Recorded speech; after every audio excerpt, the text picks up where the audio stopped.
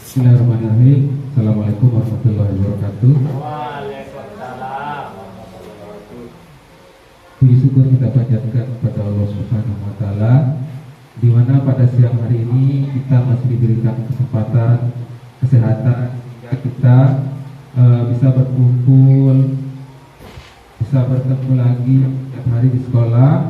Dalam hal ini saya akan menyampaikan aksi nyata dari modul 1.4, yaitu merupakan program dari guru penggerak. Yang kedua kalinya salawat serta salam kita aturkan kepada junjungan alam yang besar Muhammad Sallallahu Alaihi Wasallam, di mana berkat perjuangan beliau sehingga kita bisa menikmati indahnya iman dan Islam seperti saat sekarang ini. Untuk barokahnya acara ini, marilah kita buka dengan sama-sama melafazkan al-basmalah. Bismillahirrahmanirrahim. Sebelum saya mulai, saya mohon untuk Ibu Kepala Sekolah untuk memberikan beberapa kata-kata menyampaikan untuk kita semua sebagai penyemangat. Kami persilakan.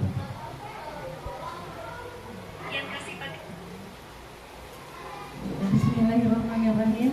Assalamualaikum warahmatullahi wabarakatuh. Yang saya hormati Ibu-ibu SDN 1 Bengkau, yang kita hormati juga Pak Guru Satriawan sebagai salah satu guru penggerak yang ada di Batu Layar, khususnya SDN 1 Bengkau. Dia adalah satu-satunya orang yang paling kita kagumi ya, karena hanya dialah yang lulus menjadi guru penggerak. SDN 1 Bengkau merasa sangat syukur dan bangga memiliki Pak Guru Satriawan. Mudah-mudahan dengan terpilihnya dia sebagai guru penggerak, dia mengangkat derajat sekolah kita, mengangkat nama baik sekolah kita, dan mengangkat kemajuan sekolah kita, sehingga sekolah kita bisa dikenal, bisa dikagumi oleh teman-teman se-Lombok Barat khususnya, dan bila perlu seluruh Indonesia. Alhamdulillah, amin ya. Kami kepala sekolah beserta guru-guru sangat mendukung Bapak Satriawan dalam melaksanakan tugas dan kewajibannya sebagai guru penggerak. Apapun tugas yang diberikan, kami dukung sebagai salah satu bentuk motivasi terhadap Pak Guru Satriawan. Begitu juga dengan Bapak Ibu guru yang lain. Mudah-mudahan dengan majunya Pak Satriawan sebagai guru penggerak di sekolah ini akan diikuti oleh teman-teman yang lain. Bisa bergiliran, semoga itu menjadi salah satu yang membuat kita semakin maju, semakin hasrat kita semakin kuat untuk memajukan sekolah ini dan mencerdaskan anak bangsa. Demikian dulu. Wabillahi taufiq wal hidayah. Assalamualaikum warahmatullahi wabarakatuh. Waalaikumsalam.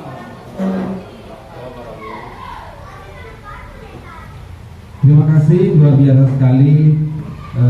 Saya secara pribadi mengucapkan banyak terima kasih kepada Ibu Kepala Sekolah atas dukungannya, Bapak Ibu Guru juga.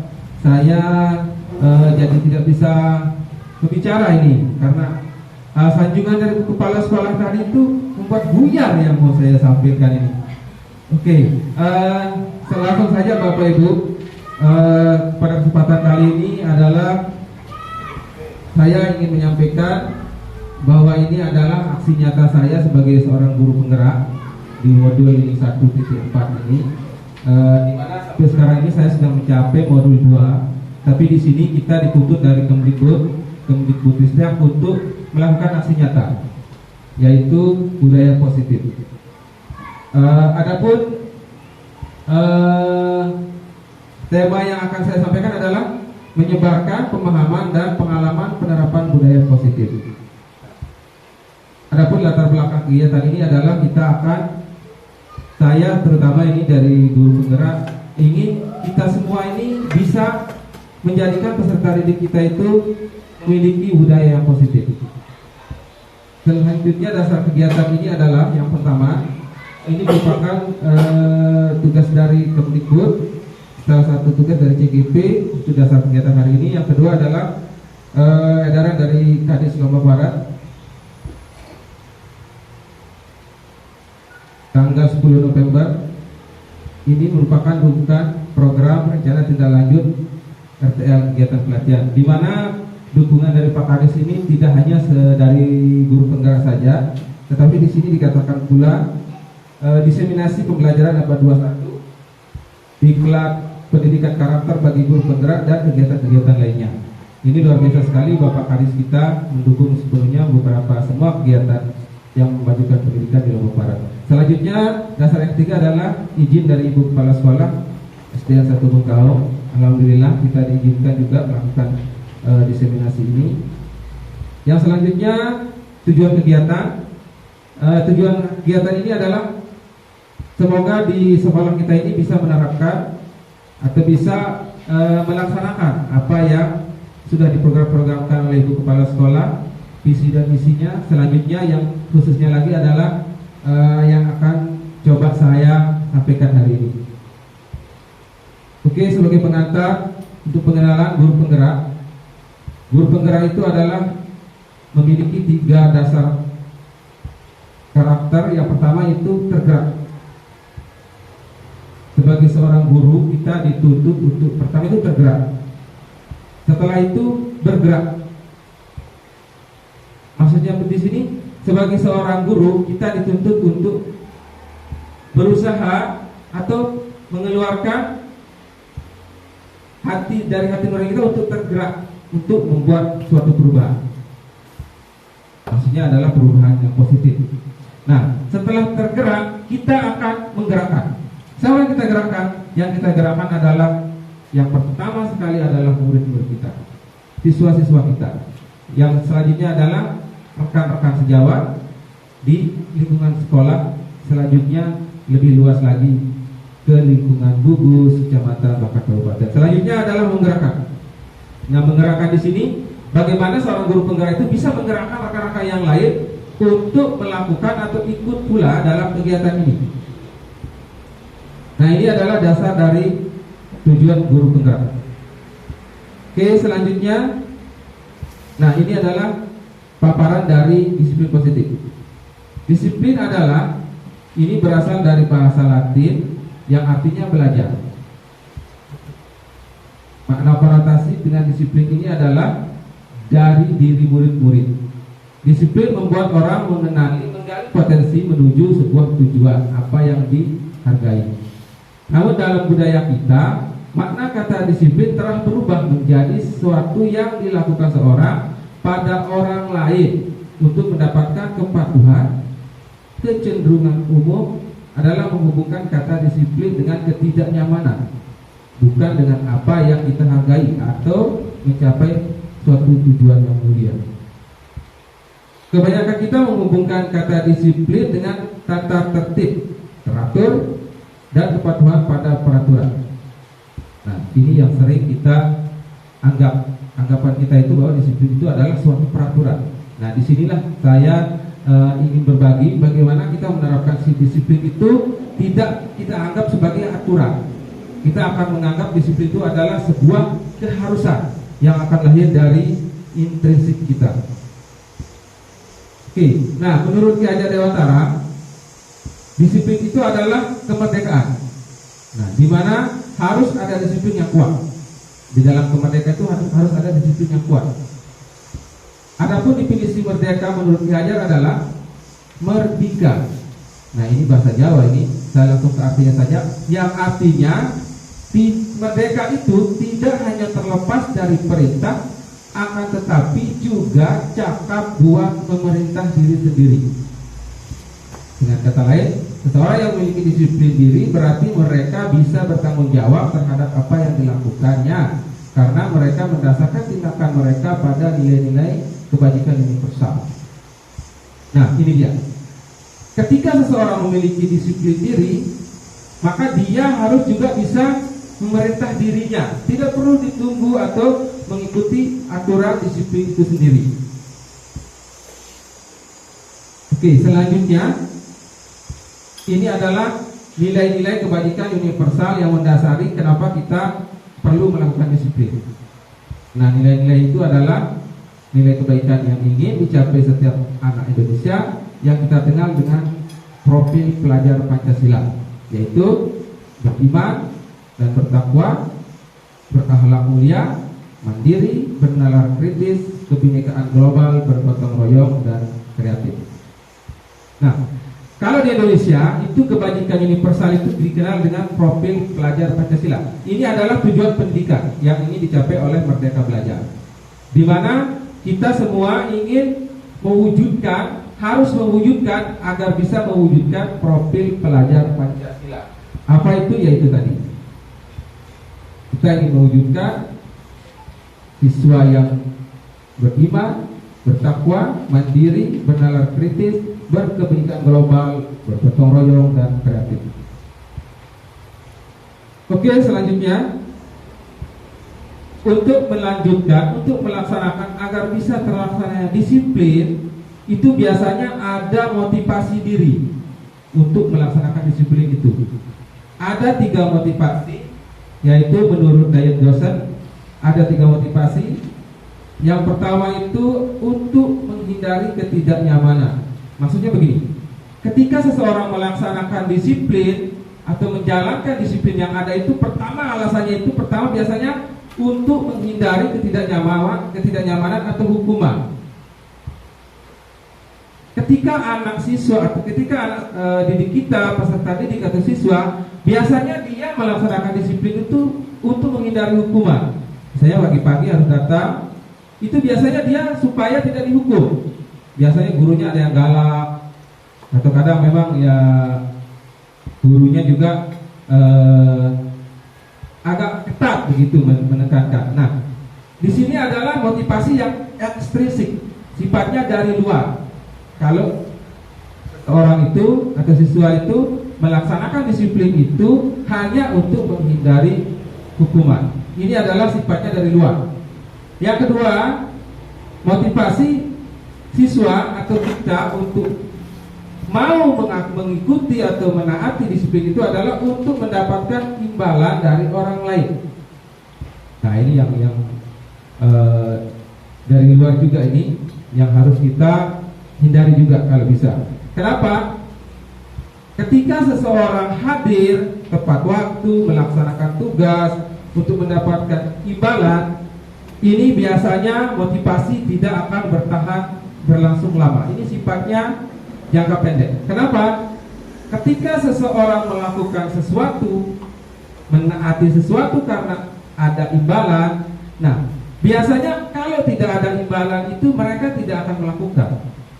Misalnya ini si Muhammad Nasir, dia misalnya biasanya rajin menyapu karena sudah dijanjikan imbalan oleh bu gurunya akan dikasih permen.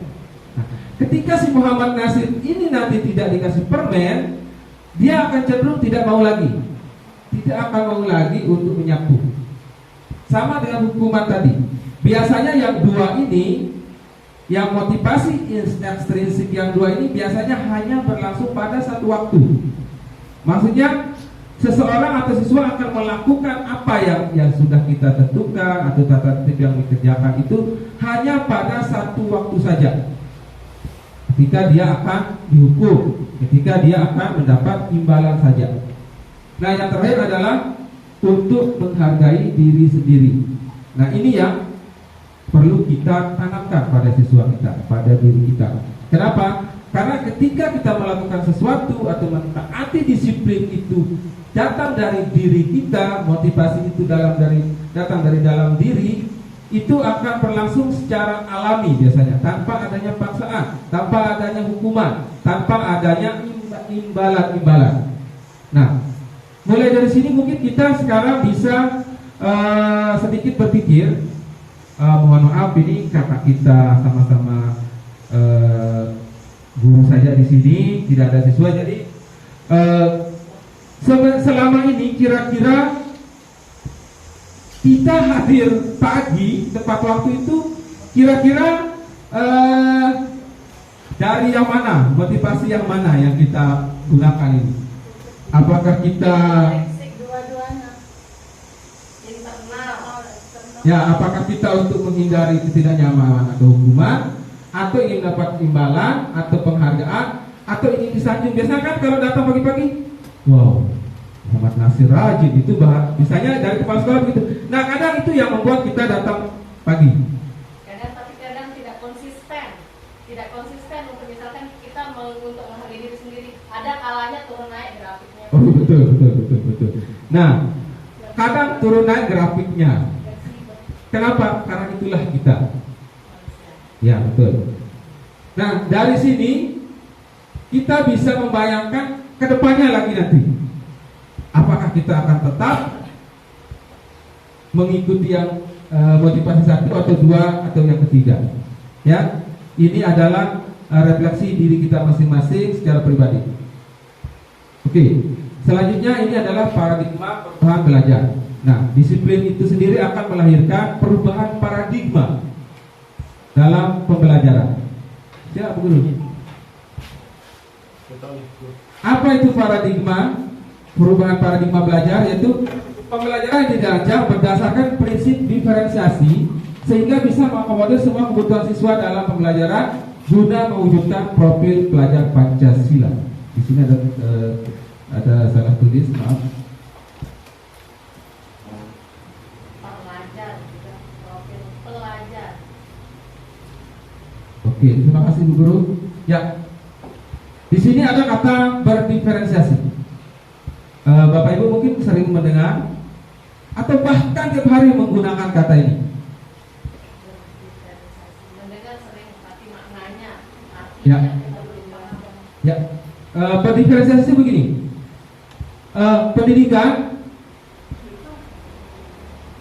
Pendidikan yang pembelajaran yang memberikan kebutuhan siswa itu bisa mengakomodir kebutuhan semua siswa. Misalnya begini.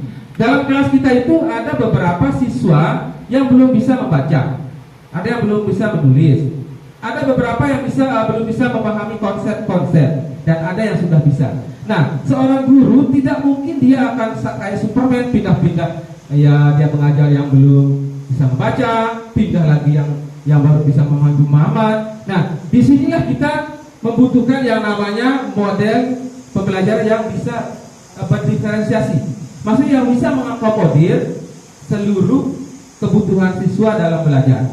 Biasanya kebutuhan siswa itu kan ada 3. Itu menurut Tomlinson, itu teman saya kayaknya dari Cina, Tomlinson.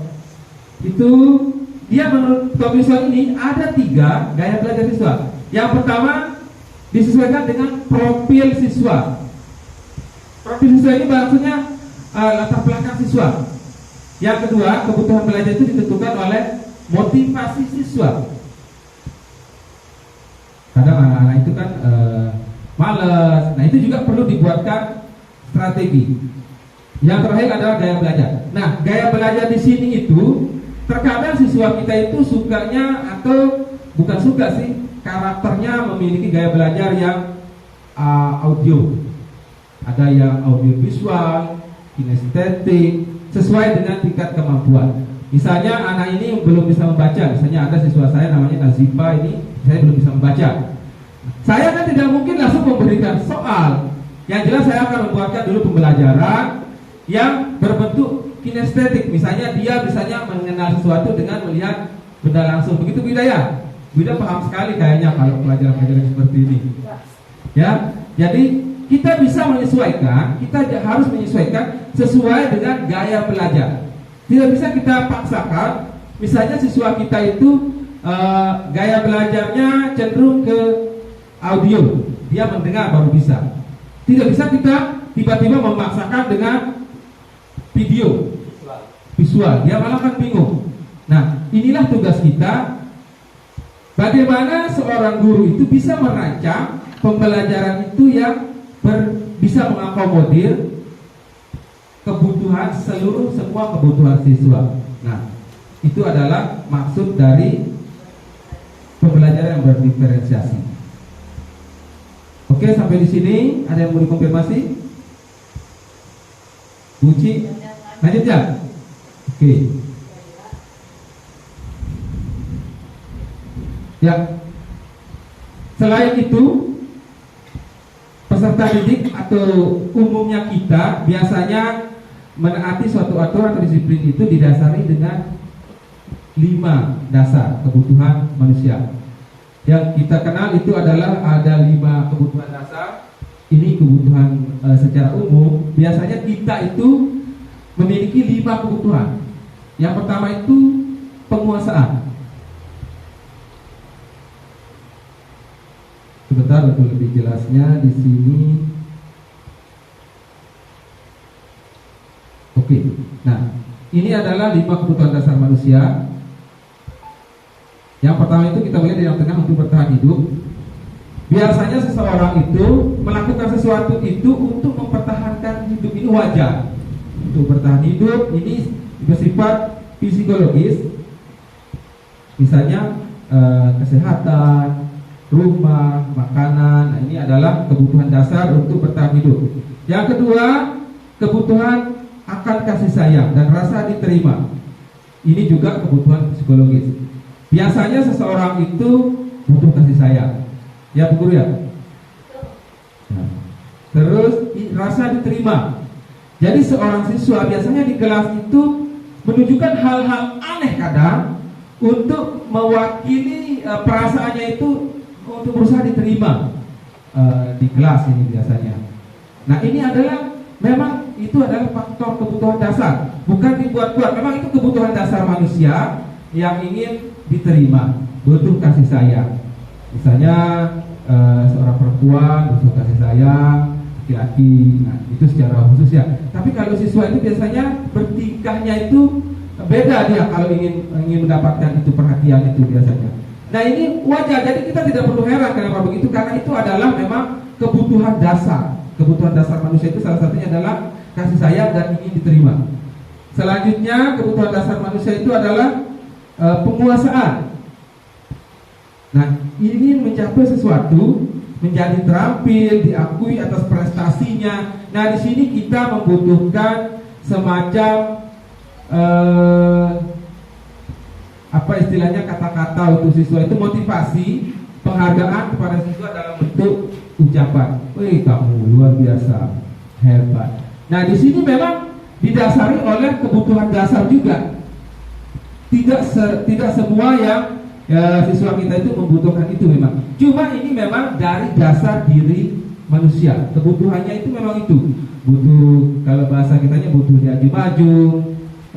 Buci kayak Nisa Silvia masa. Nah, itu memang adalah dasar kebutuhan, tidak dibuat-buat. Selanjutnya kebebasan.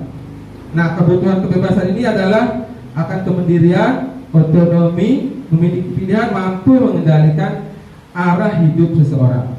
Selanjutnya, kebutuhan dasar manusia itu adalah kesenangan.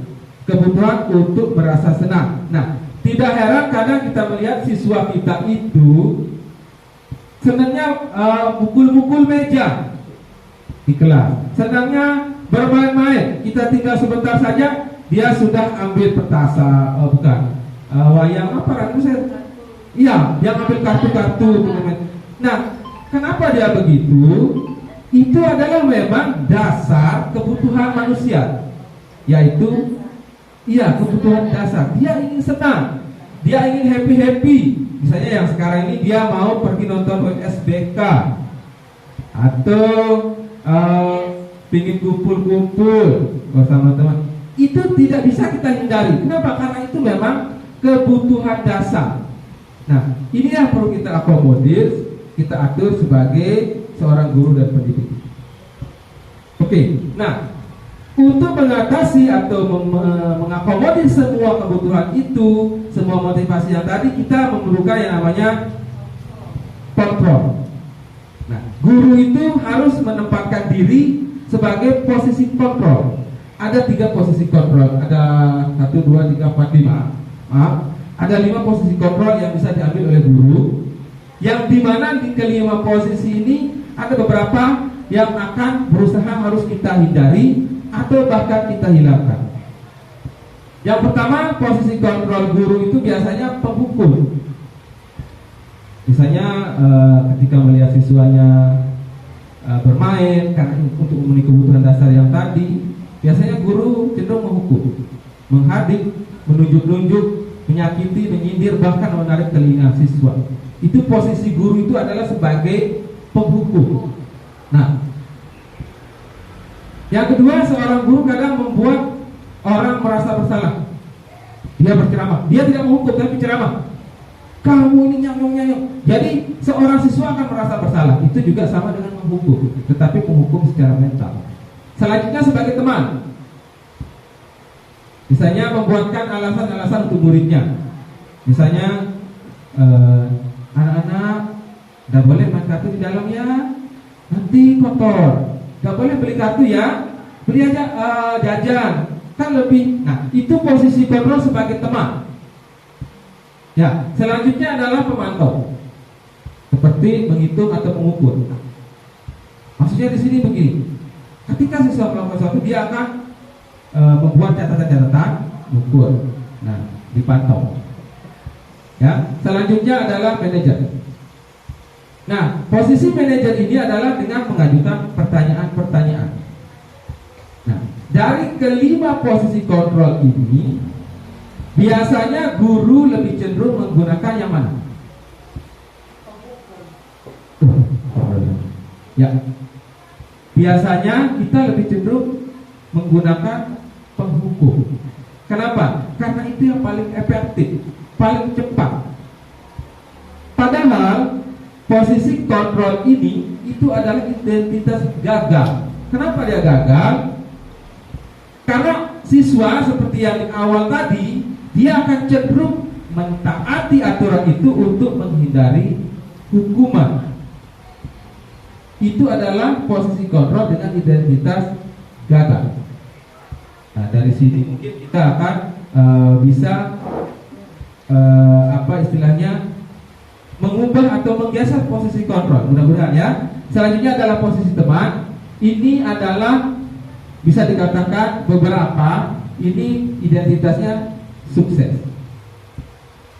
Nah, tetapi suksesnya itu biasanya tergantung orangnya. Misalnya mentaati aturan itu dengan mendengarkan ibu gurunya, dia diberikan penghargaan. Nah, ini kalau siswa yang bisa mengontrol diri, bisa mengikuti apa yang dikatakan dengan pujian-pujian itu, dia akan berpindah lagi ke manajer. Tetapi kalau tidak, ini bahkan identitas ini bisa berubah ke posisi hukuman. Misalnya begini, hadiah atau penghargaan itu untuk seseorang itu kadang bisa berubah menjadi hukuman. Contohnya begini, ketika si Muhammad Nasir ini misalnya dijanjikan hadiah oleh Ibu Guruji misalnya, Muhammad Nasir, besok kalau kamu dapat nilai 10 atau kamu datangnya tidak telat, Bu Guru akan kasih kamu permen lollipop misalnya ya. Ketika si Muhammad Nasir ini besoknya datangnya pagi sekali, bahkan subuhnya di sekolah, terus tiba-tiba gurunya nggak ngasih permen, lupa misalnya. Nah, bagi si Muhammad Nasir ini itu adalah sebuah hukuman. Kenapa? Dia akan merasa bu gurunya ini sudah membohongi, sudah memberikan janji-janji palsu.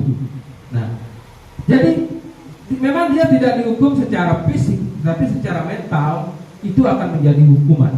Nah, ini makanya bisa dikatakan sukses. Tetapi ini kenapa ini? Suksesnya itu relatif.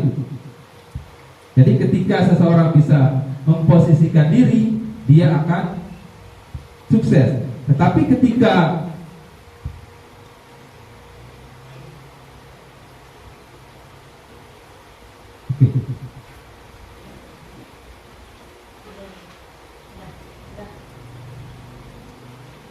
Oke.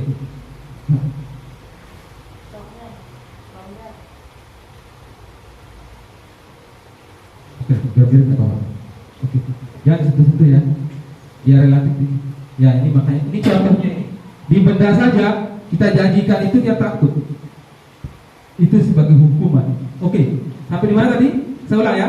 Nah, posisi kontrol hukuman atau beridentitas gagal ini itu biasanya yang sering kita gunakan, menghukum, memberi rasa bersalah. Nah ini akan ini yang berusaha akan kita geser ke posisi berhasil atau sukses ya. Nah yang tengah ini sudah saya bilang tadi, seperti yang saya bilang itu mengharapkan imbalan atau ketergantungan pada orang lain itu juga bisa berubah menjadi posisi hukuman. Ketika si Bu Ruci tidak memberikan permen kepada Muhammad Nasir, dia akan merasa dihukum, padahal itu tidak dihukum. Nah, ini juga tidak efektif juga. Nah, yang sebaiknya adalah bagaimana, yaitu dengan kita mengambil posisi manajer. Kita akan membuat siswa itu menghargai dirinya sendiri. Kita tidak perlu memberikan motivasi, memberikan hadiah, kita memberikan pertanyaan-pertanyaan yang membuat siswa ini memiliki harga diri sendiri, menghargai dirinya sendiri. Ini contoh pertanyaannya adalah kira-kira apa yang kita yakini, apa yang bisa kita kerjakan untuk memperbaiki masalah ini. Nah, misalnya ketika seorang anak berbuat salah, kita tanyakan, kita kuatkan, validasi. Oke, nanti kita sampai ke pembahasan itu. Nah, selanjutnya posisi kontrol yang tadi manajer itu lebih kita kenal dengan proses penyelesaian secara restitusi.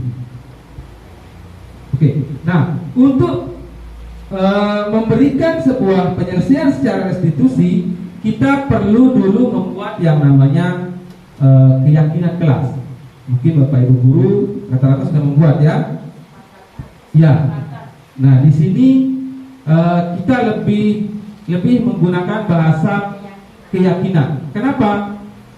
Karena kalau siswa itu meyakini apa yang sudah disepakati tadi, dia akan lebih menghargai atau lebih mengikuti. Oke, nah sebelum ke segitiga restitusi, kita terlebih dulu membuat yang namanya keyakinan kelas. Contohnya begini. Oke. Misalnya kelas 1. Keyakinan kelas yang dibuat itu adalah setiap anggota kelas perlu belajar. Setiap anggota kelas perlu senang. Nah, kalau kita pakai peraturan, apa tadi peraturan kelas ya? Oh, kesepakatan kelas. Cenderung bahasanya itu datang tepat waktu. Yang konotasinya lebih tinggi. Kita pakai seperti yang buku kemarin itu saya lihat ada ditulis di ujian itu harap senang. Ada ujian. Nah, itu sudah menggunakan bahasa-bahasa dari sebuah keyakinan. Keyakinan kalau di sini keyakinan untuk kelas 1 itu setiap anggota kelas perlu saling menghargai. Setiap anggota kelas perlu merasa aman. Kalau keyakinan, apa tadi lupa? Kalau kesepakatan kelas itu biasanya kalau yang paling bawah ini tidak boleh mengganggu teman ketika belajar. Tidak boleh, harus saling menghargai. Nah, sama sebenarnya bahasanya, tapi kita buat dia apa istilahnya? Supaya siswa itu bisa langsung bisa meyakini, bisa tertanam untuk mentaati aturan itu. Kita buat menjadi keyakinan. Seperti itu loh Bu Guru, kan waktu dulu kita pelajaran apa namanya itu bahasa itu kita perhalus, betul ya. Nah, kalau di kelas tinggi biasanya selalu bersikap positif, senantiasa menjadi diri terbaik, percaya dan menghormati orang lain serta barang miliknya. Biasanya kita menggunakan tidak boleh mengambil barang milik orang lain. Nah itu anak seolah-olah ada semacam perbuatan yang sudah dilakukan. Anak berasa begitu, yang itu. Nah kalau ini dia akan lebih berkomitmen. Salah. Oke, itu keyakinan kelas. Nah, ketika seseorang atau siswa kita melakukan sebuah kesalahan, nah kita akan tekankan melalui keyakinan kelas ini. Misalnya, siswa ada yang berbuat melanggar peraturan salah satu keyakinan kelas, misalnya datangnya terlambat. Nah, cara penyelesaiannya itu adalah kita menggunakan yang namanya segitiga restitusi, di mana penyelesaian masalah ini harus didasari dulu dengan adanya keyakinan dulu, keyakinan kelas tadi. Baru kita panggil, misalnya ada siswa yang melanggar aturan tadi, kita panggil. Nah, baru kita memberikan pertanyaan-pertanyaan seperti ini. Misalnya si Muhammad Nasir tadi telah. Nah, kita mulai dari menstabilkan identitas. Jadi anak ini kan sudah salah. Kalau kita langsung, kenapa kamu telat? Kamu tahu nggak aturan ini?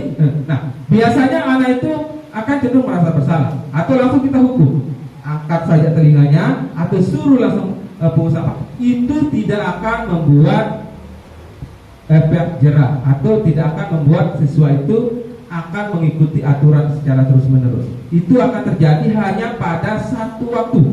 Misalnya ketika kita hukum itu saja, atau ketika kita berikan imbalan itu saja. Tetapi ketika kita menggunakan ini, kita akan tanamkan keinginan atau ketaatan itu langsung dari dalam diri siswa itu sendiri. Misalnya kita tanya begini, kamu tentu punya alasan mengapa kamu telat. Dia akan memberikan alasan begini. Atau kenapa, atau kamu pasti punya alasan kenapa kamu memukul temannya. Nah, jadi dengan begitu anak itu merasa dihargai, akan keluar nanti motivasi dari dalamnya. Setelah itu ketika dia merasa kebingungan, merasa bersalah, kita stabilkan. Kita dengan memberikan pertanyaan begini. Setiap orang pasti pernah berbuat salah. Setiap orang pasti pernah melakukan hal seperti itu. Tetapi misalnya kita lanjutkan, saya atau Pak Guru atau Bu Guru tidak ingin mencari siapa yang benar, siapa yang salah. Di sini Pak Guru atau Bu Guru lebih ingin mencari penyelesaian untuk masalahmu. Misalnya begitu. Nah, baru kita tanya, kamu tahu enggak, kamu ingat enggak keyakinan kelas yang sudah kita buat mengenai peraturan. Nah, dia akan mengingat lagi. Misalnya di keyakinan kelas sudah kita buat tentang harus datang pagi, tidak terlambat. Nah, itu kita kuatkan lagi keyakinan kelas itu. Nah, dengan sendirinya siswa tadi akan termotivasi untuk mengikuti dengan dasar dari dirinya sendiri, tanpa dihukum, tanpa diberikan perasaan rasa bersalah. Sampai di sini masih bingung ya? Oke. Nah, dari keyakinan kelas tadi itu bisa kita menyelesaikan masalah secara manajer restitusi. Nah, di sini dia. Dari 5 posisi kontrol ini, bagaimana seorang guru itu menjadi manajer, bukan penghukum, bukan pembuat rasa bersalah. Kasihan anak murid kita. Ya, sebagaimana dikatakan oleh filosofi Tata Dewantara, bahwa tugas fungsi guru itu adalah menuntun siswa sesuai dengan kodratnya. Kodrat di sini ada 2, ada kodrat alam dan kodrat zaman. Nah, kodrat alam di sini maksudnya adalah sesuai dengan lingkungan tempat tinggal siswa itu. Tidak bisa kita samakan dengan pedesaan dengan perkotaan, beda. Nah, itulah tugas guru bagaimana memberikan pendidikan, pembelajaran menuntut siswa itu sesuai dengan kodrat alam. Yang kedua, bagaimana seorang guru itu mampu memberikan pembelajaran pendidikan itu sesuai dengan kodrat zaman. Maksudnya zaman itu adalah zaman di mana siswa ini hidup sekarang. Tidak bisa kita memberikan pendidikan sesuai dengan zaman kita dulu atau zaman kolonial. Kita kan dulu biasanya main selodor, main benteng. Kalau sekarang anak-anak kita itu mainnya itu sudah yang goyang-goyang itu namanya. Iya, HP loh, udah TikTok. Nah, berarti zaman ini adalah zaman IT, zaman teknologi dan informasi. Berarti secara tidak langsung kita juga harus memberikan pembelajaran yang berbasis IT. Nah, itulah yang dimaksud dengan kodrat zaman. Nah, selanjutnya adalah bagaimana kita memberikan pembelajaran itu dengan bermuara pada murid. Apapun yang kita lakukan, rencanakan, tujuan akhirnya itu adalah siswa. Itulah yang sering kita dengar, pendidikan yang berpusat pada peserta didik.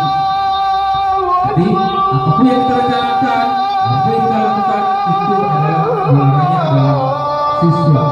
Tidak bisa kita memaksakan bagaimana supaya murid itu mengikuti kemauan kita. Misalnya Humida adalah guru matematika, kita tidak bisa memaksakan semua siswa kita itu suka dengan matematika. Begitu, ya. Karena siswa itu semuanya unik, tidak ada yang sama, tidak ada yang memiliki kepintaran, kemampuan, kompetensi yang sama. Kemana? Ya, itu juga harus kita sesuaikan. Nah, inilah tujuan pembelajaran merdeka. Merdeka belajar, merdeka mengajar. Kita memberikan pembelajaran itu sesuai dengan kemampuan dan karakteristik siswa itu. Ya, nah. Oke, sebentar. Nah, jadi itu. Sampai di sini ada yang perlu konfirmasi mengenai posisi kontrol, keyakinan kelas, dan restitusi. Selanjutnya tadi merdeka belajar dan merdeka mengajar. Ada yang perlu konfirmasi, Pak Ibu? Tadi sudah paham semua ini? Biasa IQ di atas 200 memang begitu Bapak Ibu. Kali itu langsung. Oke. Ya, di sini mari saya perjelas lagi. Disinilah yang dimaksud dengan merdeka belajar. Kita sering salah mengartikan merdeka belajar itu karena kita sering artikan siswa itu bebas, sebebas-bebasnya melakukan sesuatu. Tidak. Maksudnya adalah pendekatan dilakukan supaya siswa bisa memilih pelajaran yang diminati. Tidak, jangan dipaksa nanti tidak. Ya, kita sesuaikan dia, siswa itu. Begitu juga dengan kemampuannya, kita sesuaikan. Jadi anak yang belum bisa belajar membaca, kita jangan paksa dia untuk mengidentifikasi yang C4, C tidak bisa. Kita juga harus sesuaikan dengan kemampuan. Bagaimana caranya? Bagaimana caranya kira-kira Bu Guru Ci? Betul, dengan memerdekakan, yaitu dengan kita menerapkan pembelajaran yang berpusat pada siswa, yaitu pembelajaran yang berdiferensiasi. Ya, bagaimana kita memberikan pembelajaran itu secara menyeluruh, siswa itu menerima pembelajaran sesuai dengan kemampuannya. Tidak bisa kita paksakan. Kalau berdiferensiasi sudah keluar, yang tidak bisa membaca kita bisa memberikan metode-metode kepada mereka yang belum bisa membaca. Kalau yang sudah bisa membaca, itu baru kita bisa memberikan soal yang lebih menyenangkan. Oke, selanjutnya dari Menteri Perindustrian Nadiem Makarim mengatakan bahwa Merdeka Belajar merupakan konsep pengembangan pendidikan di mana seluruh pemangku kepentingan diharapkan menjadi agen perubahan.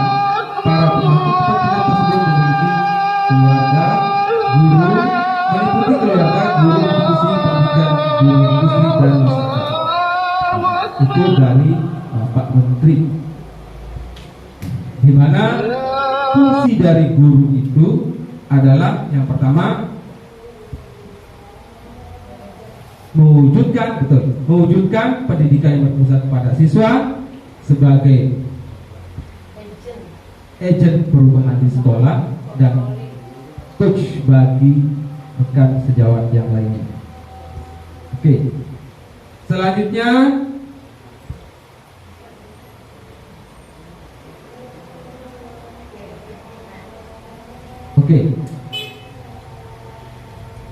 ketika sudah terbentuk yang tadi, sudah kita terbentuk motivasi, kita sudah bahas tadi motivasi ekstrinsik, maka terbentuklah keyakinan kelas sehingga kita bisa kita usahakan menyelesaikan permasalahan itu secara restitusi. Nah, disiplin positif itu sendiri itu berasal dari kita ambil di sini ada teorinya Dr. William Glasser,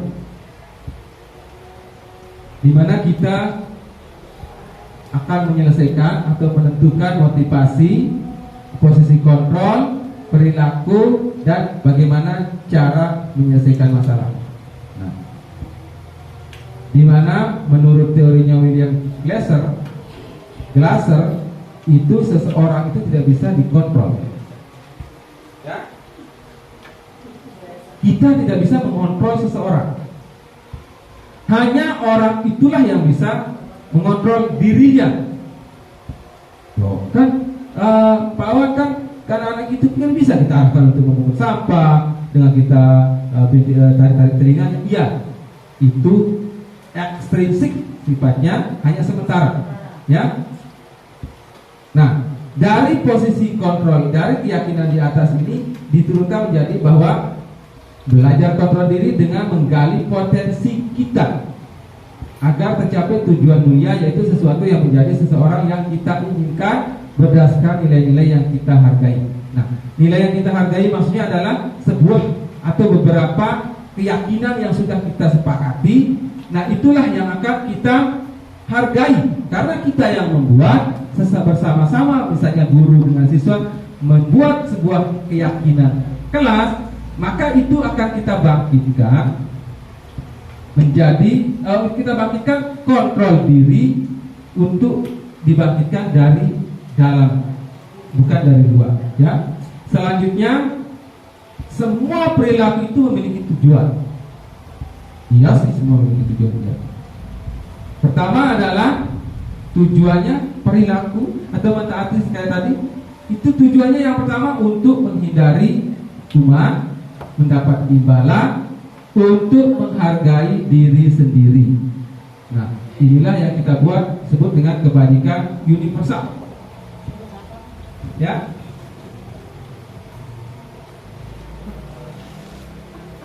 Oke. Kenapa? Oh, Pak Ukir. Oh, sebentar. Ada banyak apa? Ada teknis sedikit.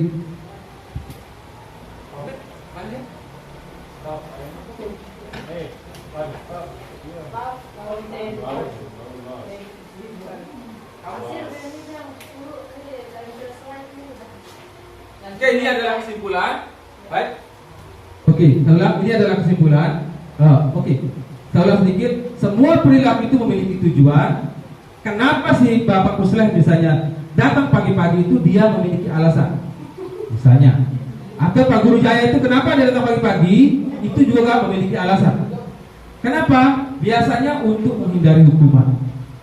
Ini kalau siswa itu datang pagi-pagi itu kenapa? Pertama, kadang untuk menghindari hukuman, untuk mendapatkan imbalan, atau untuk menghargai dirinya sendiri. Kenapa? Karena yang seperti saya bilang tadi adalah kita sudah membuat keyakinan kelas, di mana di keyakinan itulah yang dia berusaha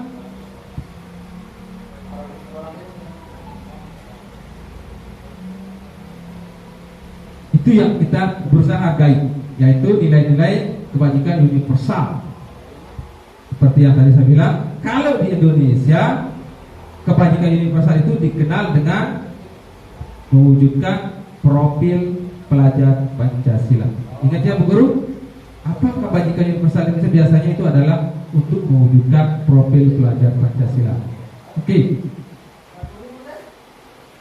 Nah, untuk mengontrol itu biasanya guru mengambil 5 posisi kontrol. Posisi kontrol pertama adalah penghukum, yang kedua adalah pembuat rasa bersalah, yang ketiga posisi sebagai teman, yang keempat sebagai pemantau, yang kelima adalah sebagai manajer. Nah, gimana kalau posisi kontrol yang diambil seorang guru adalah sebagai manajer, maka guru akan cenderung menyelesaikan masalah itu secara segitiga restitusi. Kalau menghukum mungkin Bapak Ibu sudah tahu bagaimana caranya kan? Tinggal diangkat telinganya atau diambil sapu. Itu tidak boleh ya Bapak Ibu guru ya. Nanti kita akan berusaha menggeser posisi kontrol ini menuju semuanya manajer. Bagaimana kita kontrol siswa atau anak didik kita itu, kita adalah sebagai manajer. Insyaallah ya. Ya, selanjutnya semua aturan perilaku yang ditaati itu berdasarkan juga dengan 5 kebutuhan dasar yang tadi. Kenapa dia melakukan sesuatu? Yang pertama, kadang dia ingin penguasaan, ingin kasih sayang, untuk bertahan hidup, untuk kesenangan, untuk kebebasan. Di sini kita bisa simpulkan dari semua perilaku, tujuan perilaku yang akan ditaati oleh peserta didik kita itu, kita harus berusaha dulu memahami mulai dari 5 kebutuhan dasar. Baru kita bisa memberikan motivasi. Oh, dia mau kebebasan. Oh, dia mau senang-senang.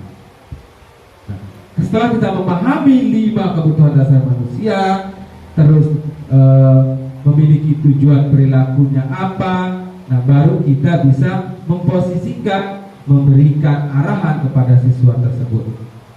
Tentu Bapak Ibu guru lebih tahu bagaimana siswa itu berperilaku karena apa. Pasti Bapak Ibu punya gambaran. Oh, si Muhammad Nasir ini dia ingin kesenangan. Oh, dia ingin dihargai. Nah, dari 5 kebutuhan inilah kita akan memberikan posisi kontrol yang seperti apa. Nah, kita akan berusaha menggeser semua itu menjadi manajer. Insyaallah Bapak Ibu ya. Oke, sampai di sini mungkin ada yang mau dikonfirmasi? Ada yang mau ditanya? Cukup ya? Oke, selanjutnya kalau cukup, yang terakhir mungkin saya minta dari Bapak Ibu guru 1 atau 2 orang untuk memberikan refleksi dari kegiatan yang tadi, apa yang sudah saya sampaikan. Mungkin bisa merefleksikan, mungkin bisa menggunakan 4P, atau bisa silakan mungkin dari Bapak Ibu bisa memberikan langsung kesimpulan dan refleksi apa yang sudah saya sampaikan ini. Apakah ada yang masuk, apakah yang mungkin bisa diterapkan, atau bagaimana kita terapkan ke sekolah kita. Mungkin dari Bu Ci bisa ya? Oke, silakan Bu. Bismillahirrahmanirrahim. Terima kasih Bapak narasumber. Jadi setelah melihat dan mendengar serta melihat penjelasan dari narasumber tadi mengenai tentang disiplin positif. Nah, jadi materi yang kali ini yang dibawakan saat ini itu sangat berguna, terutama untuk diri sendiri. Bagaimana kita memposisikan diri di disiplin, di tingkat manakah kita, bagaimana kita mengontrol untuk diri sendiri, dan begitu juga akan saya terapkan di dalam kelas untuk siswa-siswa saya.